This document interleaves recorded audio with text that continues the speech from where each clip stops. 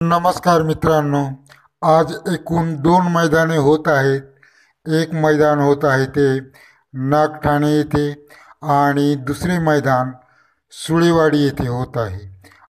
त्या सुळेवाडीच्या मैदानावर बकासूर आलेला आहे आणि बकासूर आणि त्याचा पैरा आहे तो म्हणजे बोक्या. हा नवीनच पैरा आहे आणि येथे ते गटपाससुद्धा झालेले आहेत. त्याचबरोबर रणजित सर निंबाळकर यांचा सर्जासुद्धा याच सुळेवाडीच्या मैदानावर आलेला आहे आणि या अगोदर तो नागठाणे या मैदानावर जाणार होता, परंतु कॉकटेल हा पैरा होता, परंतु कॉकटेल वेळेवर आलेला नाही. त्यामुळे सर्जाचा दौरा हा सुळेवाडीकडे वळवण्यात आलेला आहे आणि येथेही सर्जाचा पैरा हा आत्ता बादलसोबत आहे. तर सर्जा आणि बादल हे सुद्धा गट पास होऊन सेमीसाठी पात्र ठरलेले आहेत. आणि त्या साईडला नागठाणे येथे दुसरे मैदान चालू आहे. तर या मैदानावर बलमा व लारा यांनीही गट पास केलेला आहे आणि ते सुद्धा सेमीसाठी पात्र ठरलेले आहेत.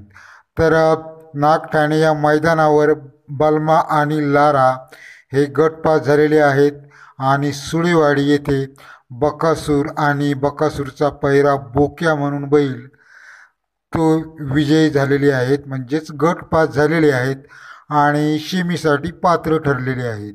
आणि सर्जा आणि बादल, तर पाहूया सेमीमध्ये सर्जा आणि बादल हे विजयी होतात का. बकासूर आणि बकासूरचा पैरा बोक्या आहे, तर हे सुद्धा सेमीसाठी पात्र झालेले आहेत. आणि जर बकासूर हा सेमी विजयी ठरला तर फायनलला तो नक्कीच नंबरमध्ये येणार, हे 100%.